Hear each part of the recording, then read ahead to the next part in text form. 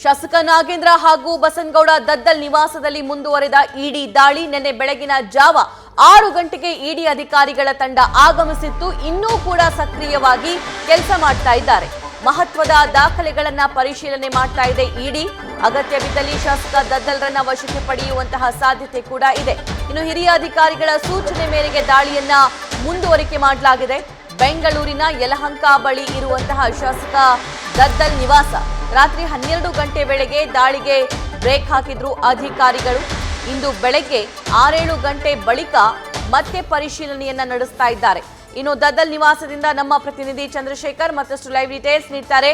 ಚಂದ್ರಶೇಖರ್, ನಿನ್ನೆ ಬೆಳಗ್ಗೆ 6 ಗಂಟೆಗೆ ಆಗಿರುವಂತಹ ದಾಳಿ ಈಗಲೂ ಕೂಡ ಕಂಟಿನ್ಯೂ ಆಗ್ತಾ ಇದೆ. ಏನೇನ್ ಸಿಕ್ಕಿದೆ ದಾಳಿಯ ಸಂದರ್ಭದಲ್ಲಿ, ಏನೆಲ್ಲ ಮಾಹಿತಿ ಲಭ್ಯವಾಗ್ತಾ ಇದೆ? ಖಂಡಿತವಾಗಿ ಸಭಾ ವಾಲ್ಮೀಕಿ ನಿಗಮ ಮಂಡಳಿಗೆ ಸಂಬಂಧಪಟ್ಟಂತೆ ಬಹುಕೋಟಿ ಹಗರಣ ಇದೆ. ಈ ಒಂದು ಹಗರಣಕ್ಕೆ ಸಂಬಂಧಪಟ್ಟಂತೆ ಈಗಾಗಲೇ ಸುಮಾರು 18 ಕಡೆಗಳಲ್ಲಿ ಈಗಾಗಲೇ ದಾಳಿಯನ್ನ ಇಡಿ ಅಧಿಕಾರಿಗಳು ಮುಂದುವರಿಸಿರುವಂತಹದ್ದು. ನಿನ್ನೆ ಬೆಳ್ಳಂಬೆಳಗ್ಗೆ 6-7 ಗಂಟೆಗೆ ಶುರು ಮಾಡಿದಂತಹ ದಾಳಿ ಇನ್ನೂ ಕೂಡ ಮುಂದುವರೆದಿರುವಂತಹದ್ದು. ಅಂದ್ರೆ ನಿನ್ನೆ ರಾತ್ರಿ ಸುಮಾರು 12 ಗಂಟೆ ಸಮಯಕ್ಕೆ ಒಂದು ಬ್ರೇಕ್ ಅನ್ನು ತೆಗೆದುಕೊಂಡು ಮತ್ತೆ ಈಗ 6 ಗಂಟೆ ನಂತರ ಮತ್ತಷ್ಟು ಒಂದು ಸರ್ಚ್ಗೆ ಇಳಿದಿರುವಂತಹದ್ದು ಇಡಿ ಅಧಿಕಾರಿಗಳು. ಈಗಾಗಲೇ ಶಾಸಕ ಮಾಜಿ ಸಚಿವ ಮತ್ತು ಶಾಸಕ ನಾಗೇಂದ್ರ ಅವರ ಮನೆಯಲ್ಲಿ ಈಗಾಗಲೇ ಇಡಿ ಅಧಿಕಾರಿಗಳು ಬೀಡುಬಿಟ್ಟು ಈಗಾಗಲೇ ಅಂದ್ರೆ ಆತನ ಒಂದು ಹರೀಶ್ ಅಂತ ಹೇಳಿ ಆಪ್ತ ಸಹಾಯಕನನ್ನ ವಶಕ್ಕೆ ಪಡೆದಿದ್ರು. ಆತನನ್ನ ಈಗಾಗಲೇ ವಿಚಾರಣೆಯನ್ನ ನಡೆಸಿ ಯಾವೆಲ್ಲ ಮಾಹಿತಿ ಆತನ ಬಳಿ ಸಿಕ್ಕಿರುವಂತಹ ಮಾಹಿತಿ ಏನಿದೆ ಆ ಮಾಹಿತಿಯ ಅನುಗುಣವಾಗಿ ಇಲ್ಲಿ ನಾಗೇಂದ್ರ ಅವರ ಮನೆಯಲ್ಲಿ ಕೂಡ ರೈಡ್ ಮುಂದುವರೆದಿರುವಂತಹದ್ದು.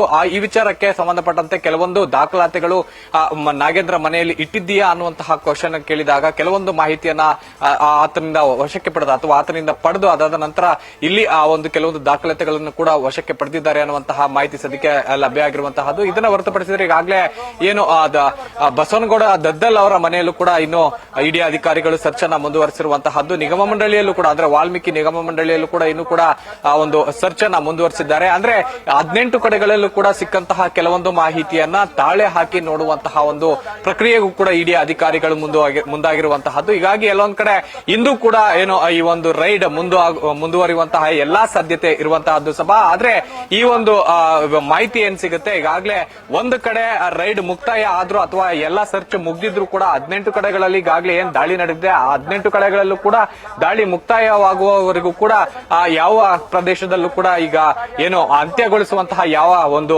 ಮುನ್ಸೂಚನೆ ಈಗ ಸದ್ಯಕ್ಕೆ ಕಂಡು ಬರ್ತಾ ಇಲ್ಲ. ಹೀಗಾಗಿ ಎಲ್ಲ ಒಂದ್ ಕಡೆ 18 ಕಡೆಗಳು ಕೂಡ ಏನು ರೈಡ್ ಕಂಪ್ಲೀಟ್ ಆದ ನಂತರ ಪ್ರತಿಯೊಂದು ಕಡೆ ಈಗ ರೈಡ್ ಕಂಪ್ಲೀಟ್ ಮಾಡುವಂತ ಎಲ್ಲ ಸಾಧ್ಯತೆ ಇರುವಂತಹದ್ದು. ಈಗಾಗಲೇ ಏನು ಇಡಿ ಅಧಿಕಾರಿಗಳು ಈಗಾಗಲೇ ಹರೀಶನ ವಶಕ್ಕೆ ಪಡೆದಂತ ನಂತರ ಅಥವಾ ಬಸವನಗೌಡ ದದ್ದಲ್ ಅವರನ್ನ ವಶಕ್ಕೆ ಪಡೆದಂತಹ ಅಂದ್ರೆ ವಿಚಾರಣೆಗೆ ಕರೆದಂತಹ ಸಂದರ್ಭದಲ್ಲಿ ಸಿಕ್ಕಂತಹ ಮಾಹಿತಿಯ ಮೇರೆಗೆ ಈಗಾಗಲೇ ರೈಡ್ ಮತ್ತಷ್ಟು ಮುಂದುವರೆದಿರುವಂತಹದ್ದು ಸಭಾ.